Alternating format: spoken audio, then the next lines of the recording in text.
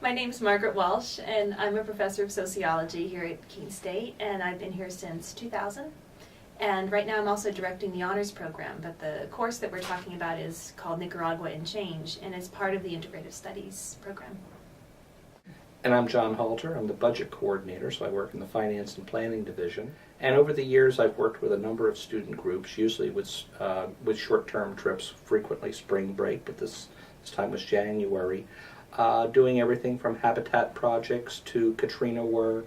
So this was very, very much in my area of interest, and something that not only do I enjoy doing, but I enjoy seeing the students that I have the opportunity to work with and travel with for a week or so, see them live and grow from it.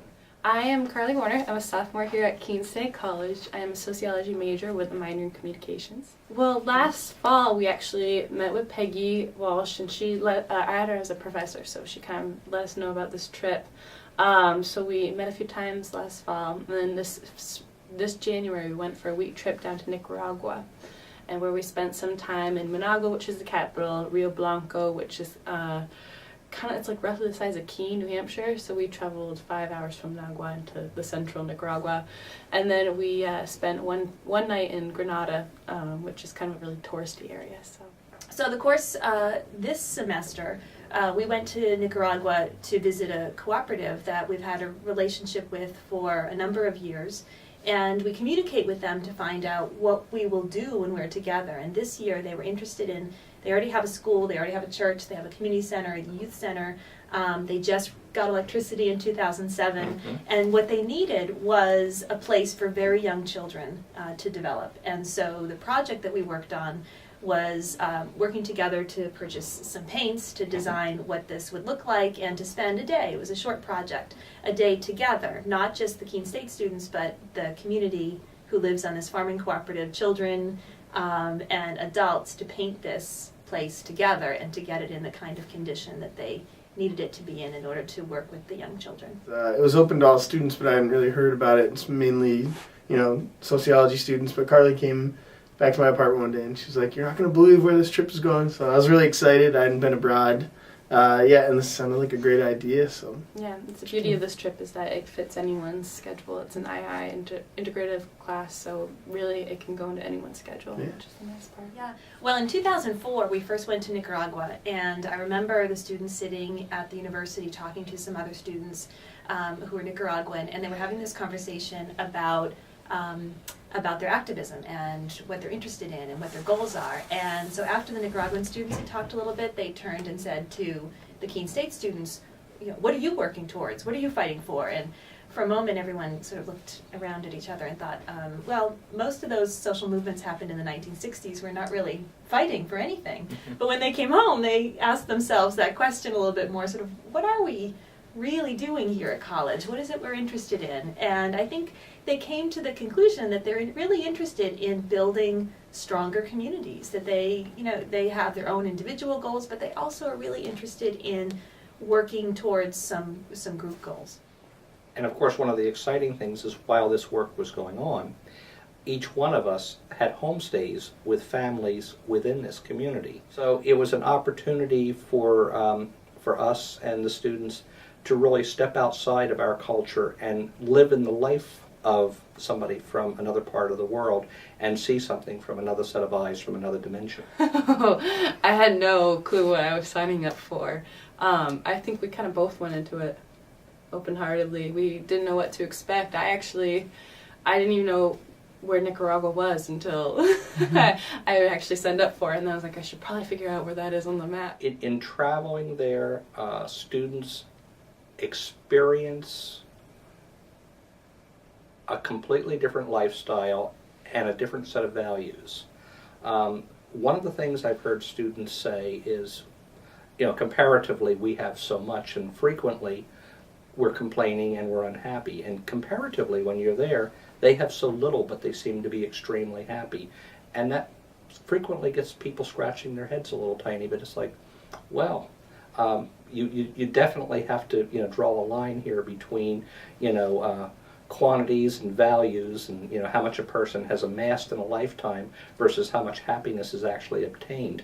And I think one of the things that I see there that I think is of tremendous value is the strong sense of family and community, something that we seem a little more distant here with. I guess you learn, it sounds a little cheesy, but you learn a lot about yourself when you just are thrown into a situation where you don't know the language. I know a few people on the trip had some Spanish in their background, but I took French in high school, so it's it was, the communication definitely was difficult. But then once you get past that and you realize that you really don't need to use words to communicate, that's when you really start just opening yourself up and just kind of, you're along for the ride. You're just immersing yourself in their culture, and it's just amazing.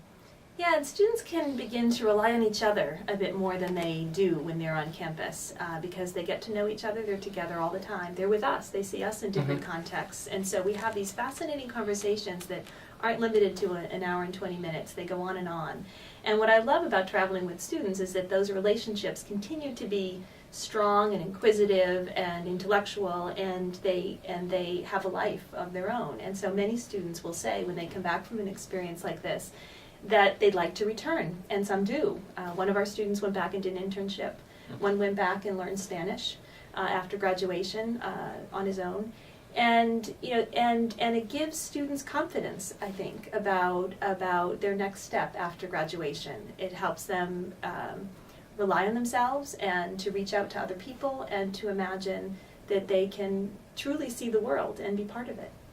I feel like it was a great experience, but it would have even been better if I'd done it right in the middle, sandwiched it right in the middle of my education, right in between sophomore and junior year, because I feel like that would give enough time to kind of adapt to college and then have this eye-opening experience, and then you come back and you're just ready to learn, not just about Nicaragua or wherever you travel to, but everything, it just really opens up all your senses. So I'd recommend it to anybody. I really think it should be just part of everybody's education. Yeah, I went on this first trip, and I promise I'll go on a trip like this every year until I finish college. I had some sociology students a few years ago who did a survey of the campus, and these were students who were asking questions like, when you came in, did you think you were going to study abroad? Did you think you'd go out and do some experiential learning? And most students came in, over half of them said yes, they would want to. But fewer than 5% actually did. And so the students were struck by that, and they said why. And the kinds of things they expected to find were that there would be financial reasons, and that is a part of it. But it was more than that. It was also about advising. It was about the idea hadn't been suggested to them. So I think it tells us a lot. As you ask about what's ahead for the next 5 years, I think that faculty and staff have a real responsibility to open up these kinds of options for students so that they can see themselves as people who will be global citizens, who will go out and do some traveling, who will be of service to others in that way. Yeah, I think it kind of opened my eyes. Again, I've lived in Keene the majority of my life. Yes, I've traveled different parts in the United States, but until you travel out of the country and really get a different feel of how fortunate the United States is and how much we have compared to other places. So yeah, it was definitely an eye-opening. It made me appreciate what I have, but also made me want to give back to people who have less and are less fortunate than we. Skye Stevenson, our Global Education Office Director, said a lovely phrase to me recently. She said, we can bring Keene to the world, and we can bring the world to Keene. And I think programs like this, and there are many of them now on campus, they do exactly that. I think that the word of mouth on trips like these are that they're incredibly positive, that they're something that is truly experiential, that they help students to learn more than they think they can in the classroom, although I think learning by reading is fine too. But it's one more added dimension to the education that they're receiving here at Keene State. I definitely feel more of a responsibility to engage other people on campus, and talk with them about what I saw. Before, somebody would come back from a trip abroad and, you'd look at their pictures and you'd hear the stories, but you can't really relate to it until you've done it yourself. And then once you come back, you just have so much knowledge that you just want to just share with everybody. And I think that's what really changed me, is just, being more of a citizen of the world rather than just a citizen of Keene, New Hampshire or the United States.